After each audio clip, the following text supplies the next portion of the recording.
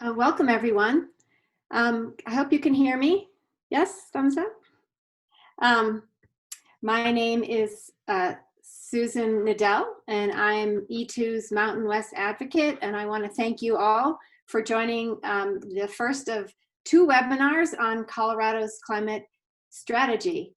On today's webinar, we will learn how Colorado will achieve the statewide greenhouse gas goals as set by last year's bill, HB 1261, and it was designed to reduce emissions by at least 26% by 2025, 50% by 2030, and 90% by 2050 in Colorado, and that's based on the statewide greenhouse gas emissions in 2005.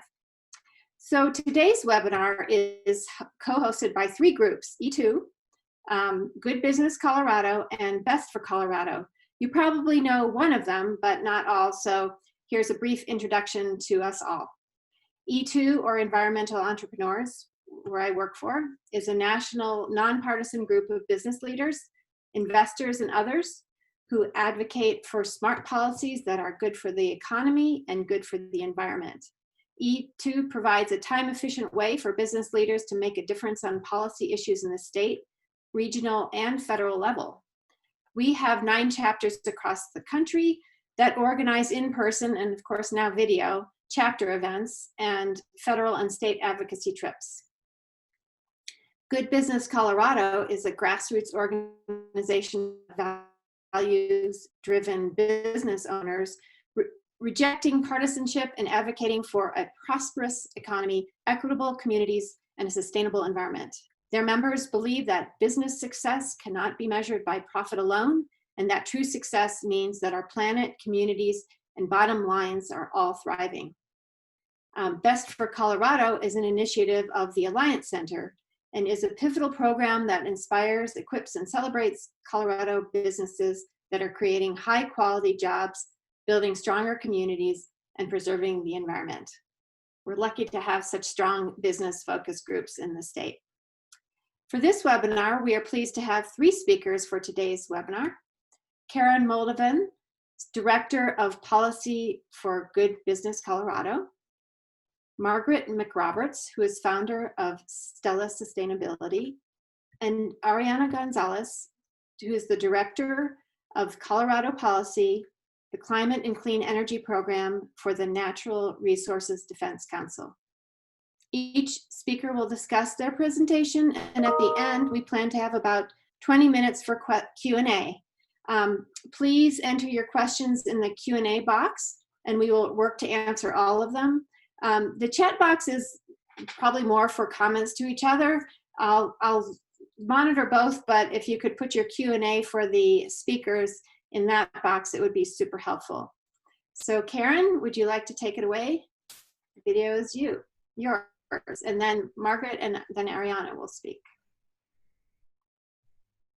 Awesome. Thanks so much, Susan. And hey, everybody, thrilled that you can join us today as we dive into some really rich and deep and important topics. You know, there's a lot we're going to go into, so I'm just going to jump right in. As Susan said, my name's Karen. I'm the Director of Policy at Good Business Colorado. I do staff, we have 3 working groups. One is a policy group of business owners who are really passionate and interested in building a more sustainable environment here in Colorado. And I think my kind of role with this presentation is really just to give a high-level landscape, kind of lay of the land, and what's sort of important to understand from a policy standpoint for how, as businesses, you can engage in developing advocacy strategy to mitigate climate change in our state.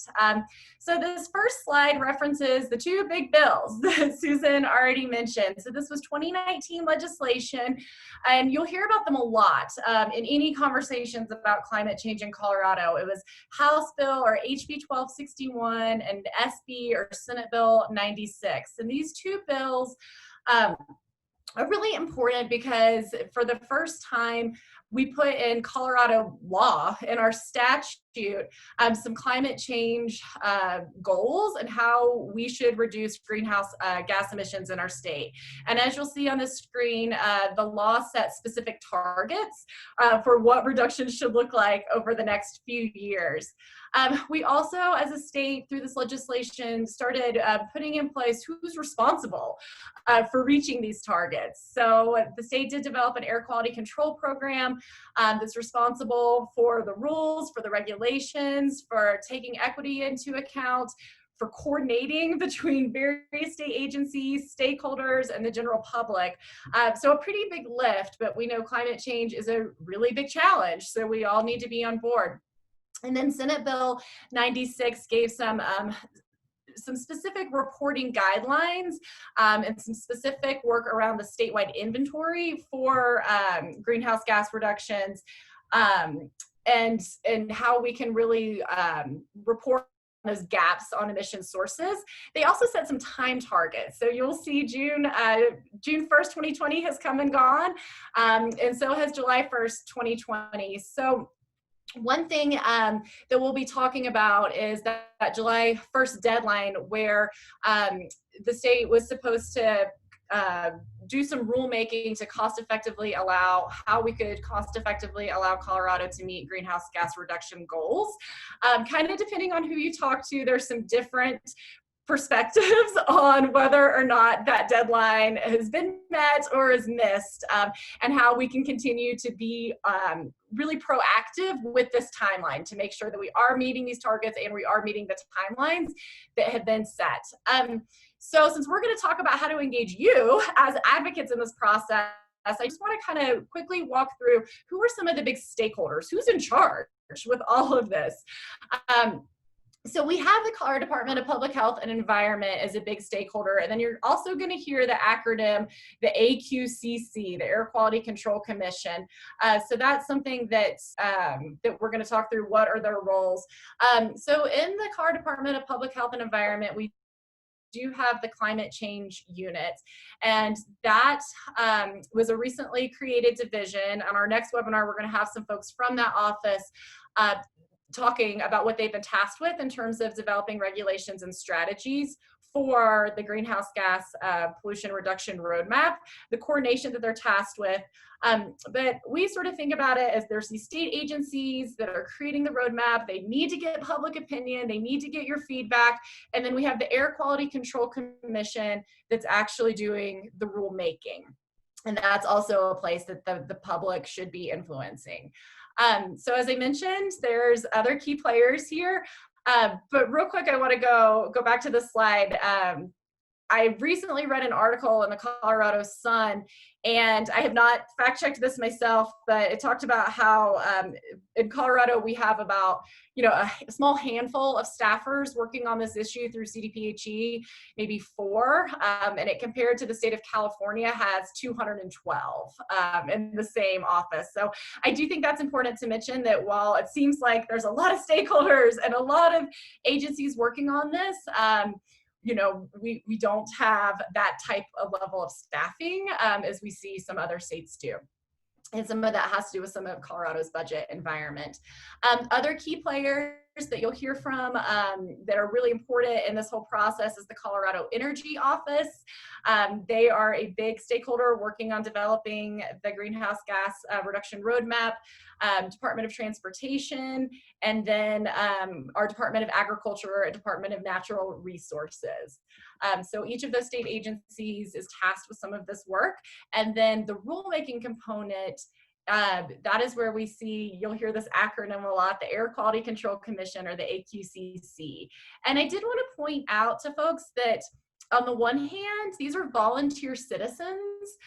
So they're not, this is not paid staff, but on the other hand, they are experts in air quality and public health and have been appointed in this role for really specific reasons. So when you look at who is on the Air Quality Control Commission for the state of Colorado, we have real leaders in public health, we have respiratory specialists, environmental engineers, so folks who really understand the importance of air quality from a different academic lenses.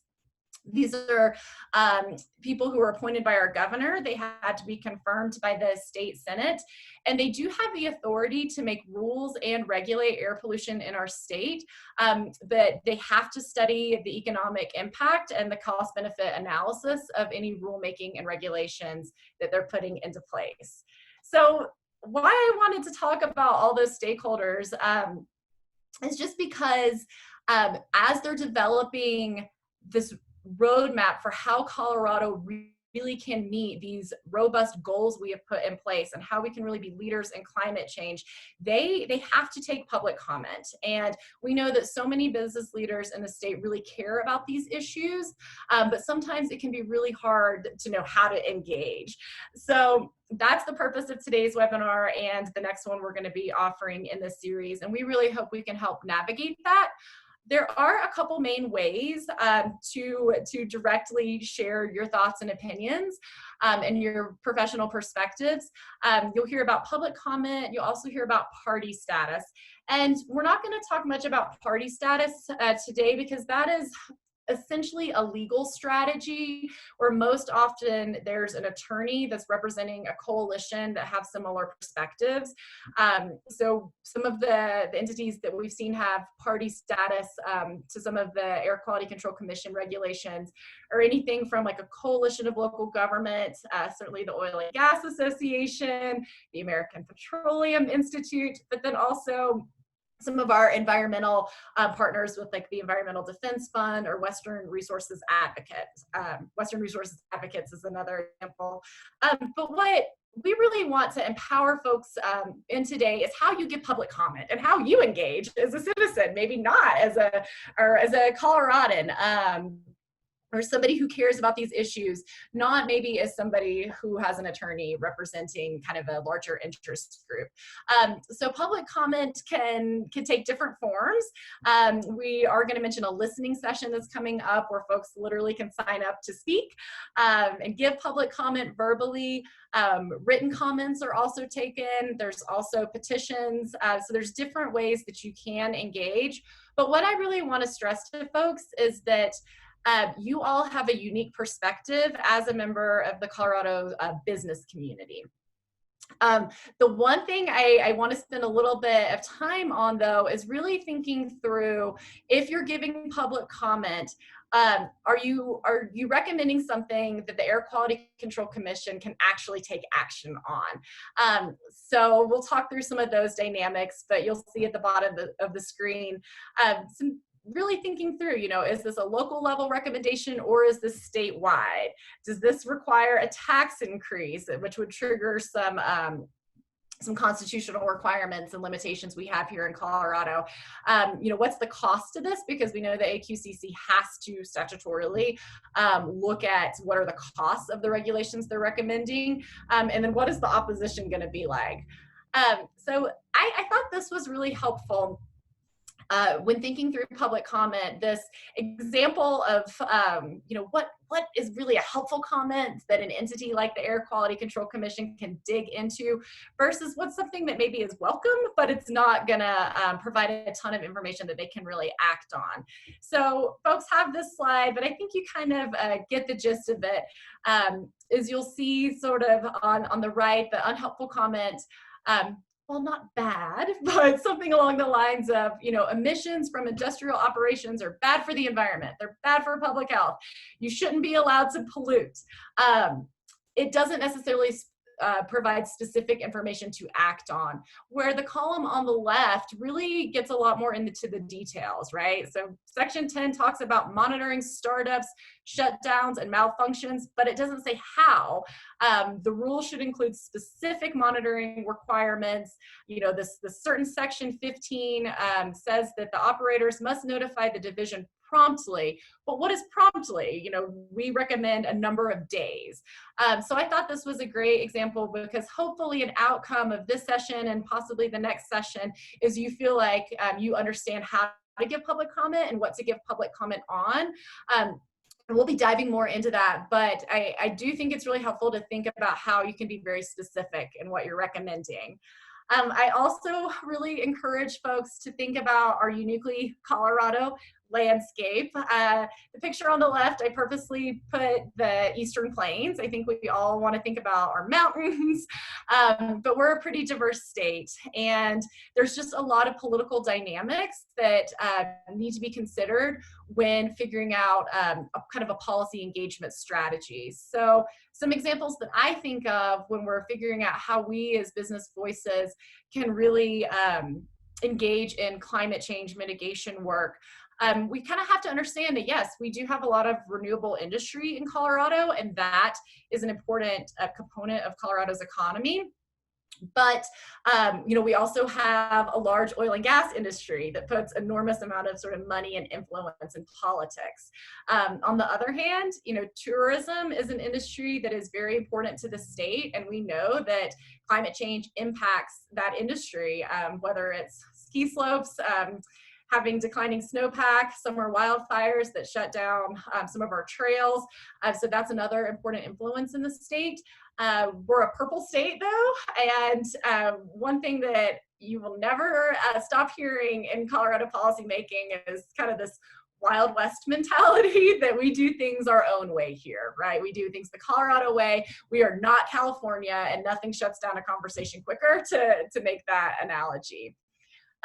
We're also generally a local control state where our counties and our municipalities have a lot of power to regulate locally instead of statewide intervention. So that's always going to be important when giving public comment and when engaging in these sort of formal rulemaking processes to determine, is this a local issue or is this something that could be implemented or piloted statewide? We have some real budgetary constraints that have been exacerbated by COVID. And, you know, we just have a lot to kind of take into account when we're figuring out what is the most effective way to be policy advocates around climate change. But I do want to essentially close my piece with saying that as business owners, it doesn't matter if you're a sole proprietor, size of your business, business leaders are seen as community leaders, and you are important stakeholders in this work. You create economic activity. You are a part of the Colorado economy that's generating jobs. So therefore, you all are important policy voices, and your perspective is going to be listened to from the Air Quality Control Commission, from the state agencies leading on this work. So our goal today is to make sure that you feel like you have the information so that you can take public comment, because your voices are really needed in this conversation. So that is kind of my introductory piece, but I'm going to turn it over to Margaret McRoberts with Stella Sustainability, who is a Good Business Colorado member, and she is going to talk through a little bit more of the details of the specifics of the greenhouse gas inventory. So hopefully our participants feel like it's something that they can speak to. Thanks, Karen.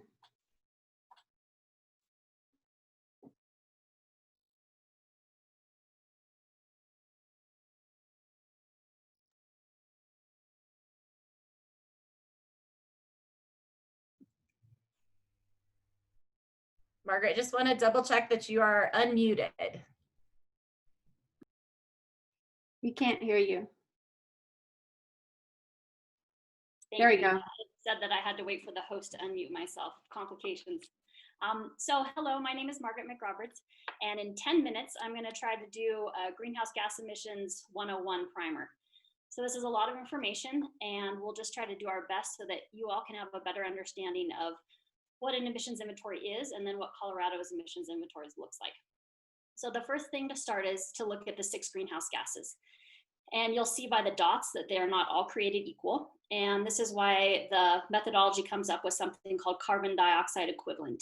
And basically we're taking all of these gases that are oranges and apples and putting them into a way that we can measure apples to apples. And so the first thing to look at is the global warming potential. And that's why they're different sizes. So you'll see the 6 gases, and you'll see that sulfur fluorohexide has the largest footprint compared to carbon dioxide, which is 1. And basically what this means is that the potential for them to wreak havoc on our climate are larger. So carbon dioxide is listed at 1, and then from there you'll start to see that the amount that's emitted has actually more potency than 1 of carbon dioxide. And the other thing to look at is the time horizon. And basically that just estimates by how long people are studying this gas in the atmosphere. So there's 100-year is pretty much the standard. And the last International Panel on Climate Change, when they released their AR5 report, they started really looking at 20-year and 10-year horizons on what's called short-lived climate-forcing agents. And so you'll see in blue, there's methane and hydrofluorocarbons. And both of these gases are basically far more potent in the first 1 to 20 years that they're put into the atmosphere, and then over the 100-year cycle they decrease. And so there's been a lot of discussion about how do you actually measure these so that you have a good, accurate representation. And then let's see, so what we're going to do now is we're going to look at Colorado's baseline, and it's 136, or been rounded up to 140 million metric tons of carbon dioxide equivalent. And what I want to explain first about an emissions inventory before we get into it is understanding that these are not 100% precise numbers. So a lot of this information is gathered through production or consumption, and some of it is just national information that's aggregated and then an average is sent out.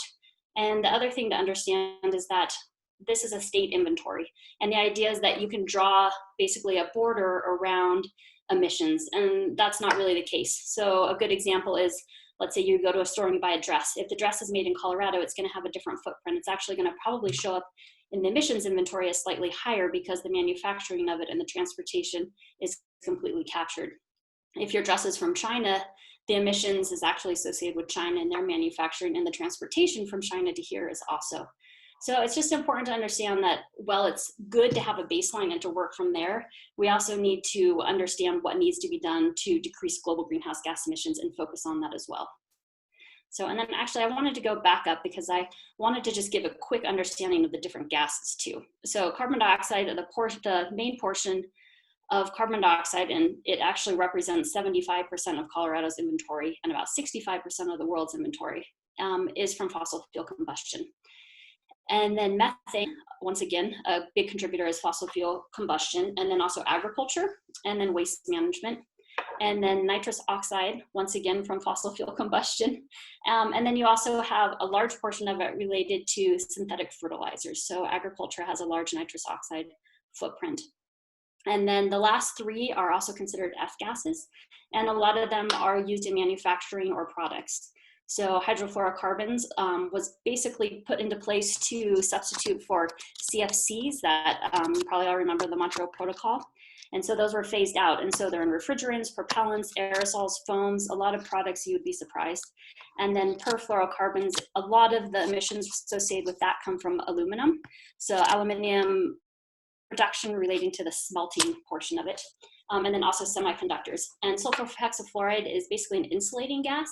So it's found in windows, it's found in circuit breakers, switchgear, anything that they want to find some sort of insulator that would work in a gas format. Okay, and so then you looked at we saw the overall metric tons of carbon dioxide for Colorado, but it's difficult, I think, to understand what do those numbers really mean. And so on the left-hand side, you'll see that we have GHG emissions per capita. And if you look at Colorado, we are actually at about almost 25 tons per person. And if you compare that to the global average, which you'll see is under 5, or even the United States average, it shows that we have some space to go. And it's also important to note too that I did not put Wyoming on the graph, but if I did, they're at 118 tons per capita. And that's basically because they have such huge oil and gas footprint. And then let's look at the IPCC chart that I have on the right here. And this is just basically to further emphasize the importance of cutting our emissions in 2030 by 50%. So these are the recommendations put forth by the International Panel on Climate Change. And you'll see that they're mirrored with Colorado's targets as well. Okay, and Colorado's electric sector and electricity. So at the moment, from the 2005 baseline, 28% is attributed to electricity, and it is still the largest sector, quickly being replaced by transportation. And the gases that are covered in this are carbon dioxide, methane, and nitrous oxide. And then if you look over on my graph, it just kind of lets you see what our portfolio is from April 2020. And renewables is increasing, but you can still see that fossil fuel is the major electricity source for us. And then Colorado's transportation sector. So as I mentioned, it's 21% now, but it's actually moving up to being the #1 sector. And that actually mirrors the United States, because in 2016, transportation moved up to being our #1 sector. The gases covered are carbon dioxide, methane, and nitrous oxide. And the left graph it's from BBC, so unfortunately we don't have a Eurostar or anything such as that, but it does give you an understanding of just kind of the different footprint you have, whether you travel by bus or 4 people in a car versus 1 car, and helps us try to just understand choices that we make. And then Colorado's oil and gas sector. So this is 19%. It actually was brought up a lot from the original 2005 inventory baseline, and there was a lot of discussion about how these emissions are being monitored. So are we looking at it from production or consumption? I mean, activity data presented to us from these companies, or are we doing flights where we're actually looking at the gases and capturing it from the air? And you'll just see here on the left-hand side, I broke down where the emissions are coming from oil and gas, and 46% is coming from the actual pad themselves and the compressors. And then fuel use sector. So this is a large one as well, and it looks at carbon dioxide, methane, and nitrous oxide. And basically it just has to do with heat. So if you think of fuel use is how you're heating your building, your house, your commercial space, and then when industry uses any heating processes for manufacturing or any sort of production, that's also included. Okay, and then we get into the agriculture sector. So this is 7% of the 2005 inventory. And it's a little complicated because it's voluntary, and really a lot of it comes down to the methodology. So it's really difficult to figure out a proper methodology to incorporate any changes or individualize, I guess, basically custom practices producers might have. So for instance, enteric fermentation, that has to do with ruminants, flatulence, and any sort of gases emitted from them. And the way that it's being quantified at the moment is just how many animals we have. So we're not looking at feedstock. So depending upon what you feed the ruminants, there's actually going to be an increase or a decrease in methane, and it's not looking at management practices. So there is efforts underway to work on trying to come up with a better methodology, voluntary, and I would assume in time it will also become something that's mandatory. And then Colorado's coal sector.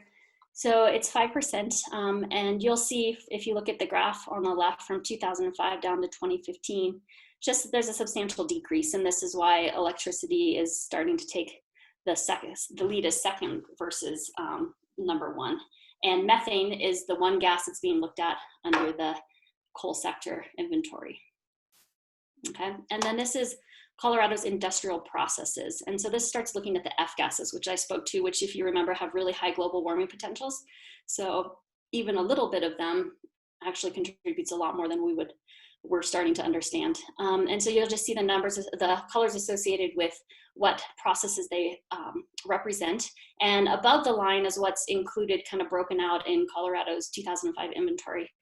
And if you look at the bottom, that's information or those are sources that we have here but aren't necessarily being reported. What's happening is that there's a national database that's using state population, and then this data for what's considered ozone depleting substitute substances. So that goes back to the Montreal Protocol where CFCs were banned, and there's an aggregate number that's being put into our inventory.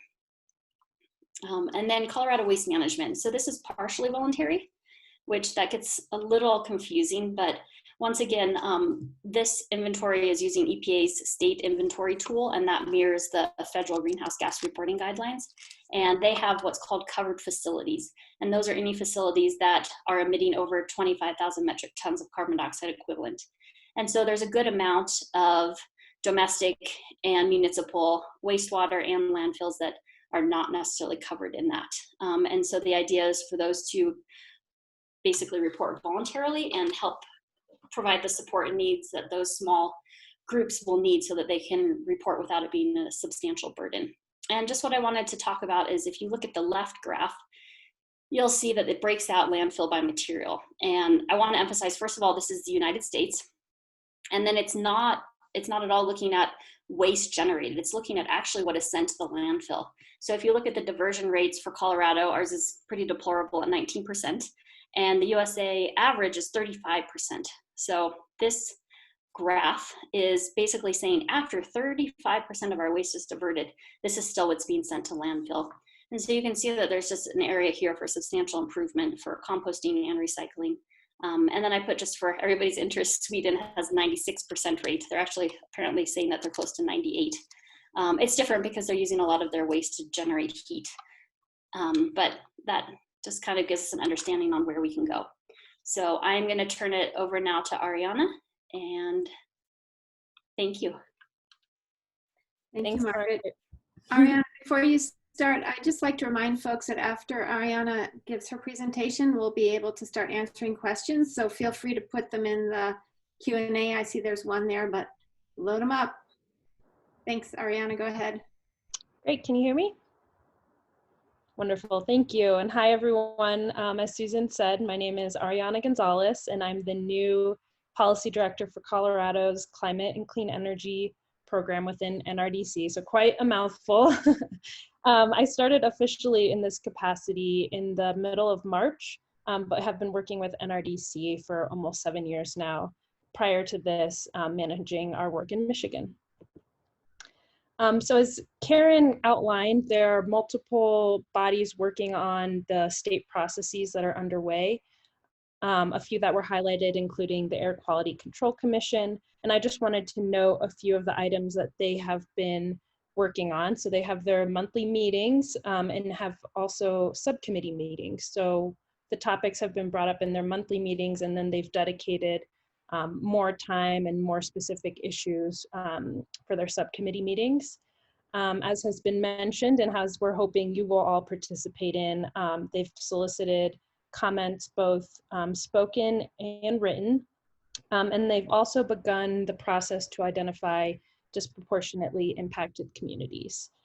So that's kind of the AQCC side of things. And again, as was mentioned, there's the separate roadmap process, which is intertwined, and they've conducted modeling led by E3 to help understand the sector-specific reductions.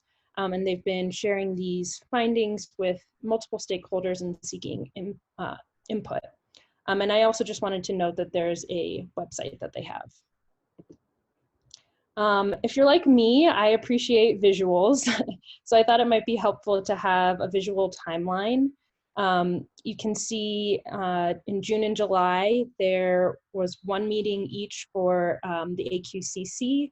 And that time was really also spent furthering the modeling, sharing results, and gathering feedback. The next kind of big milestones are a little bit more on the roadmap side of things. So we'll have a roadmap update in August. There's the listening session in August 12th, which I think the information has been shared. Another subcommittee meeting on the 18th, and then another monthly meeting on the 20th. And then by the end of September, the roadmap models, spreadsheet, the full report will be finalized and presented to the AQCC. So this brings us to our NRDC study and report. NRDC, along with Sierra Club, Evolved Energy Research, PSE Healthy Energy, and Grid Lab have combined to create a system optimization model, which is a long way of saying it's looking at the energy sector. And they're also doing an overlay of an equity analysis to help inform policy in Colorado, Nevada, and New Mexico. And we'll be creating a Colorado-specific report related to the findings. So while the study's still being finalized, so I can't share all of the juicy details just yet, I wanted to share some high-level examples of the scale of reductions and transformations. So you can see for our model, 90% carbon reductions relative to the 2005 levels that Margaret was talking about is really the bare minimum in our model. And our most cost-effective pathway is actually showing 98 to 99% needed in the electric sector. In terms of transportation, we're seeing that state zero emission vehicle sales for cars will need to reach 66%, and for light duty trucks, 40% by 2030. And then for comparison, I added where Colorado was in terms of 2018. So we're talking about some really huge transformational changes here. I have also some examples in terms of the residential heating. So space heaters, water heaters, those are going to need to be transformed into electric or electrified. You're probably going to hear that word a lot in the future for both our transportation sector and our building sector, looking to electrify, and then at the same time, cleaning our electric sector. So all of these are just, like I said, examples to underscore that the scale of the transformation needed is really huge across the board. Now for a little bit about the second part of our analysis, which is the equity study. Again, we're still finalizing, but I wanted to share the framework so that you can understand some of the kinds of results that you can expect. Beginning with the framework, you can see that one of the main components is mapping. We want to have a better sense of where each sector, so to speak, lives, who's getting the most impacted by emissions, and how does that overlay with demographics. And then how do all of these components play out or change based on different scenarios that we ran in our energy optimization model. So what happens to energy access? What happens to energy burden? So like affordability, and then ultimately climate resilience, or conversely, vulnerability. We're also going to be looking at demographic data more closely, so low income and minority populations by census tract. We're also using EPA's EJ Screen tool, if you're familiar with that, to look at data related to education and environmental indicators, not just carbon, but also other air toxics and particulate matter. So the hope is that by combining these two indices, we will have better visibility into how our communities are currently being impacted and will be impacted with any climate policy. So with that, I will hand it back to Susan. Thank you. Thank you, Ariana, and thank you everybody, our panelists, for sharing your knowledge and expertise. As a reminder to our guests, if you wish to pose a question, you can do it in the Q&A feature in the bottom of the Zoom window. And while we wait for more Q&A to show up, I do have a few questions. And also I would suggest that a nice way to look at the screen right now is to put it on, it's called gallery view. So all of the speakers will be kind of centered in your screen. Well, I think I'll start quickly with the first question for you, Ariana, which one of our guests asked, why is Utah not included in this modeling effort? Yeah, thank you, Jim, for your question. It's actually a very practical and probably unsatisfying answer, but we do not have any advocates working in Utah. So we have advocates working in Colorado, New Mexico, and Nevada. And so to help provide a regional lens and seeing how it interacts, those states made the most sense so that whatever findings we had, we could actually have somebody carry out the policy recommendations.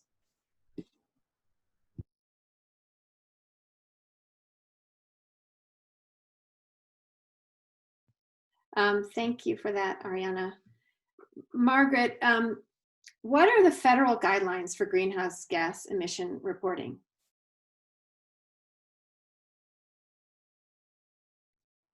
You're on mute still. Thank you. Sorry, for some reason mine said that the host has to unmute me. So I unmute myself, but you can't hear me. So yes, so federal greenhouse gas emissions were actually sort of codified, put into regulation in 2009. So it was legislation that was passed in 2007 in December and was finally put into play. And so a lot of states are using these greenhouse reporting as well as federal agencies. And it basically talks about who needs to report, what are the thresholds, and how the reporting is done. Great. Another one just came in. I think, Ariana, what questions for AQCC are most timely for us to pose as business leaders, do you think? That's a good question. I think kind of getting to Karen's point, questions are helpful, making them unique to your business. So if you think your business is going to be impacted, make sure you're asking questions about how that might impact a business like yours. And then it doesn't have to be only questions.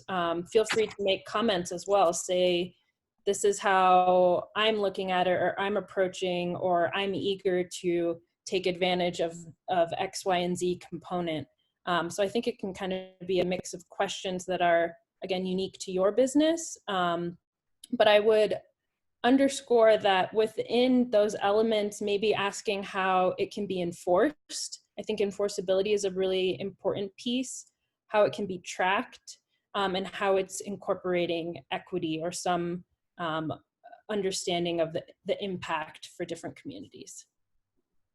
Great, thank you. Add just really Sorry, quickly go to ahead. that. I mean, I know we do have a lot of business leaders who have been able to kind of do their own sort of energy and carbon audits within their own businesses. So whether it's looking at what transportation, you know, if you have delivery services or using vehicles within your business model, we certainly have businesses that are working towards their own sort of carbon neutral plans. So I think sharing some of what has been achievable, so being able to share the sort of model of how, as a business leader, you can still maintain a profit and be profitable and take steps towards sustainability, with a specific lens to looking at what could be scaled out broader than just your own business, but what could be scaled throughout a sector, even if it is within the small business economy. Thanks, Karen. This question, I don't know who would like to take a stab at it. How does the equity work align with the just transition work? Folks may not everybody may not know that the Office of Just Transition was formed also during the 2019 legislative session, and that was specifically to look at the coal communities who are transitioning away from that economic base to try to broaden their try to broaden the local economy. Now, that's really focused in this case on coal communities, but obviously we would love to have oil and gas communities who are very dependent on that revenue, tax revenue, to also start to look at diversifying their economy. So Ariana, did you want to take a stab at that, or? Sure, I can maybe start and maybe combining the previous question and this question. That's a great question for the AQCC.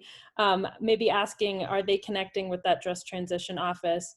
That office also just put out a draft report, which I haven't been able to read completely, but maybe looking through that and identifying ways in which the equity can combine in there as well. And then I'll also just note that NRDC, along with Conservation Colorado, and various community groups are also working on a letter to outline some of the elements, equity considerations that we think should be part of the process and a part of the outcomes. And we've been working with labor to try to incorporate some of their language as well. So outside of the official process, there are organizations who are also trying to thread this needle. Great. Does anybody else want to add to that before we go on to the next question? All right. This is another sticky issue. How can concerns about Suncor be best raised? An ongoing issue that it seems like they keep getting carve-outs. Does anybody have any insight into that?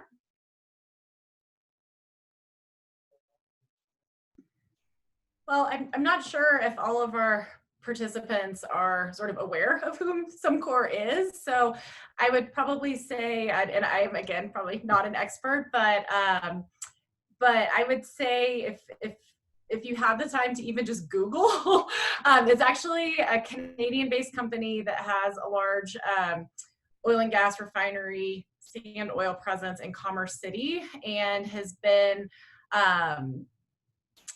produces a lot of the jet fuel that's used at DIA, is certainly been integrated into Colorado's economy.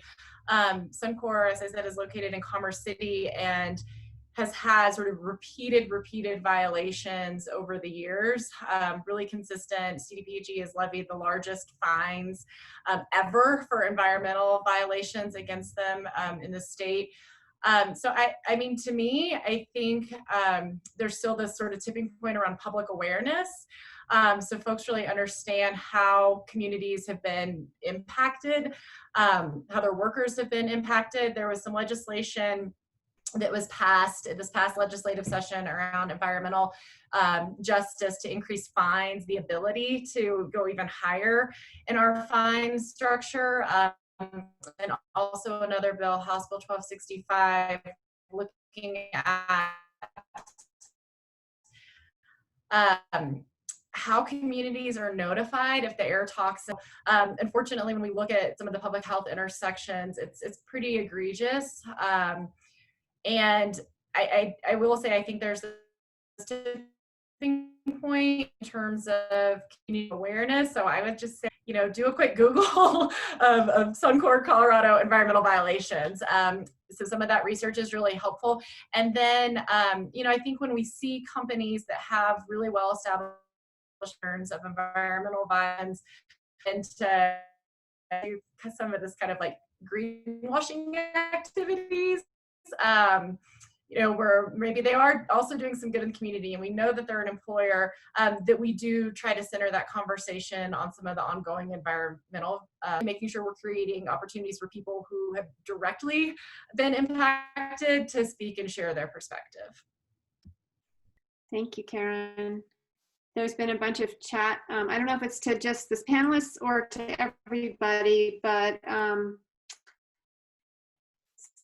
so Sun Guardians, and it is the place where tar sands from Alberta are being, it's where they get their crude. So obviously there's a lot of environmental degradation associated with Suncor that's not just in Colorado. Thanks for all that information to the folks, participants. Margaret, a question for you. Why are consumer-based emissions excluded from a state inventory? Good question. Primarily, it's because they're really difficult to capture. So it would be, if you can imagine the paperwork and the reporting that would be required to try to track where each object comes from, and then also looking at actually the emissions that were associated with the production of that product. So some people actually have thought that blockchain eventually at some point in time could actually store some of that information, and consumers could be more aware of it. It's basically just, there needs to be more consumer education, and perhaps maybe not the idea that we'll eventually be able to feed it into a greenhouse gas emissions inventory, but whether just work on the education overall. And so how can we share the consumer behavioral piece, which is actually huge in transitioning towards greenhouse gas mitigation efforts reductions. Thank you for that. Ariana, we've talked a lot about the Air Quality Control Commission and the Energy Office. Are there other ways to help make comments in this process? Sure. I think it's great to bring in whoever is around you. So your legislators, your city members, asking how they're a part of the process, if they're submitting questions and comments as well, how they're understanding the process and how they're planning to contribute. We all have a role to play in this, and there are all different kinds of measures that we can do. So I think just getting coordinated with the folks in your community and who have decision-making power like legislators or council members is another way to stay engaged.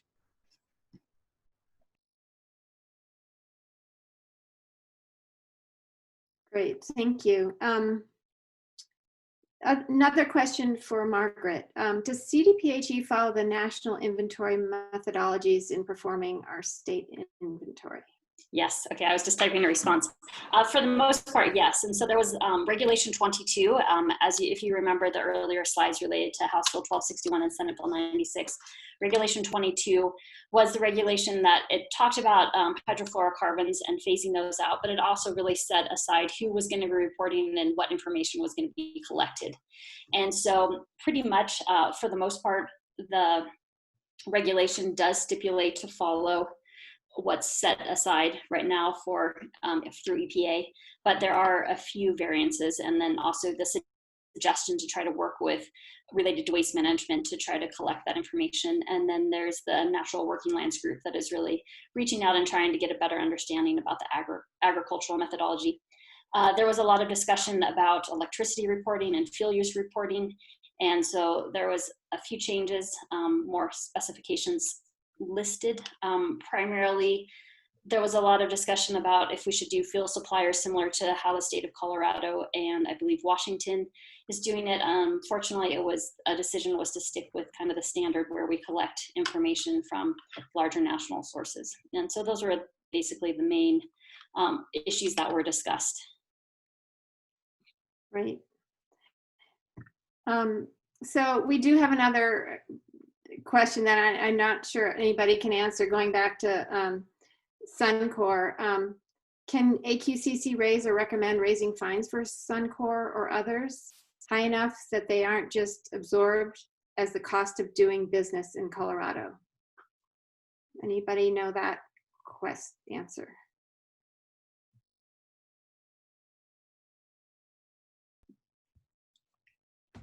I honestly don't want to give the wrong answer. I mean, I don't.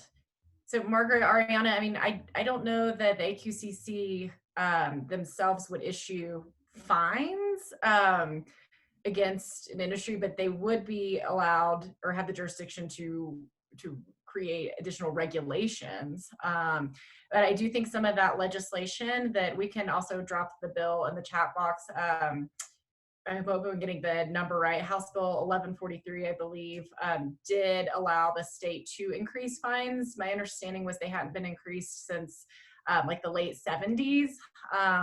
So now the state has sort of the jurisdiction to increase fines. It's on parity with the federal EPA fines. So that was some legislative progress that was done in this area of how we do try to create more robust financial penalties for some of our most egregious polluters. Great. Yeah. Let's see. I'm just trying to ask Jordan. There's been a request to get a copy of the slides. Karen, can we make them available on the follow-up or?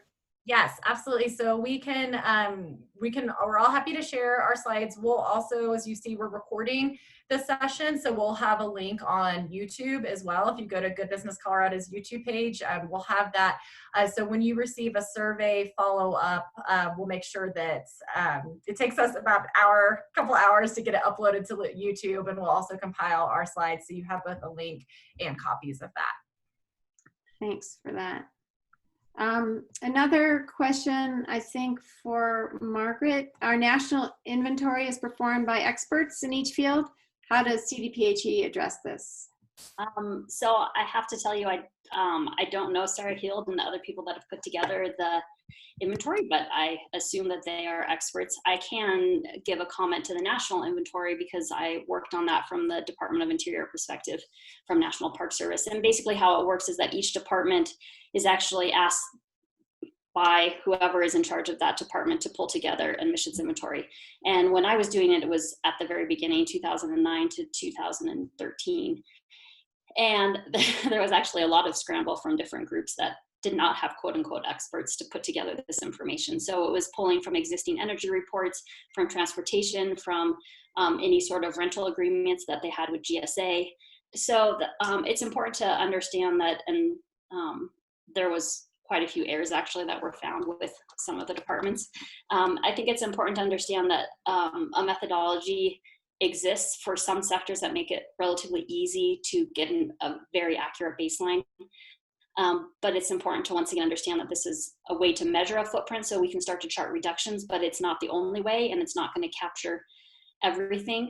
And so I think, yes, you can spend a lot of time figuring out, okay, well, we missed this, we missed that.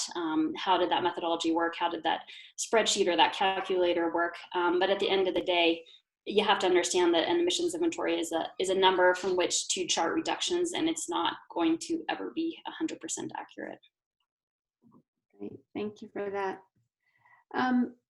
Karen, could you let us know, when is the next opportunity to give public comments? Yeah, that's a great question. So it's actually a timely question as well. There's soon to be scheduled, it's August 12th from 6 to 8:30 p.m. There is going to be a state climate action and equity listening session. So it is a conversation being hosted by the Colorado Energy Office and other stakeholders to really create more of that public comment, public dialogue for a conversation about the greenhouse gas pollution roadmap. So in the chat box, you can register, you do have to register ahead of time. You can register in English or Spanish, so there will be language accessibility in both. But I think it is a great point. We really do want to make sure our business leaders who care about these issues feel empowered to join in, listen, and also speak up about the importance of this from a business sustainable environment perspective. So that's the next thing that I have on my radar is the August 12th listening session from 6 to 8:30 p.m. Great. And Ariana, could you tell us where we can, if people want to look at the roadmap, do you know where that's located? Sure, I'll enter the link into the chat. Great, thank you. Well, we're kind of nearing the end of our hour, and we like to end on time. So I do want to wrap up. I think it's a fantastic discussion. I love all the questions, and they're really great questions. So great to have this group really involved with the process. Thank you to all the speakers who took your time to be on this call. And I also want to thank the participants for all your interest in this. And as a reminder, our second webinar is on August 13th at 11 a.m., where you will hear updates from representatives of the CDPHE, we all know what that stands for now, and the Colorado Energy Office about the next steps and priorities with Colorado's implementation roadmap. We'll then break out into 3 groups to discuss action items to give some guidance on how we can support those statewide goals. If you haven't already RSVP'd for this webinar, please look at your email invitations. When they originally sent out, we had links for signing up for both webinars. I'll be sending out another invitation today with that information, and you can also email Karen or me. Karen, would you put your email address in the Sure, chat? absolutely. And folks can also visit goodbusinesscolorado.org. If you click on events, you can register there as well. So we'll be posting about it on our social media too. So lots of ways to get connected. And we're really looking forward to doing this part 2 where we can dive in even deeper and start looking at specific policy recommendations that our communities can help bring forward. Yes, and as you've heard a number of times, your voice really counts. It's a very important part of the landscape of stakeholders in the state, and so we really do hope you will continue to participate. And Good Business Colorado E2 will give you as much information to make you an effective speaker or writing a letter, or we'll have a sign letter to keep participating in this process. So with that, I'll say goodbye and wish all of you good health and have a great day. Thank you.